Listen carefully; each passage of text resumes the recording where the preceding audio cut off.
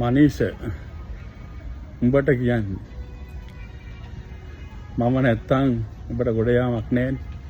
මාව විකුණගෙන කෑවට කමක් නැහැ. කිසි ප්‍රශ්නයක් නැහැ. මං මනුස්සත්වෙන් උට උදව් කළා. උඹ මාව අන්දලා මට ගේමක් ගහලා. හරි? ඉතින් ඒකට කිසිම ගැටලුවක් නැහැ. හරි? නමුත් අඩුම තරමේ පොඩි ක්වොලිටියක් තියාගනි මේ බොරු කියන්නේ නැතුව.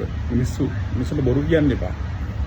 එනවා කැමරා මොකද දාන එක දීපු සල්ලි කැමරා ගත්තා ඒ බොරු කියන්නේ එපා මිනිස්සු. ආබාධිතෙක් නේද? හරි? එහෙමවත් පොඩි ක්වොලිටියක් තියාගනි. බොරු කියන්නේ ඇත්ත කියලා ඕන දෙයක්. හරි? බොරු කියන්න එපා. හරිද?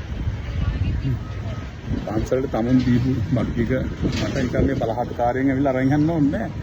මම දෙනවා. මගේ මේ රටේ වෙනුවෙන් ඔබ ජීවත් වුණෙත් ඔය YouTube එක නිසා. Facebook නිසා. හරි?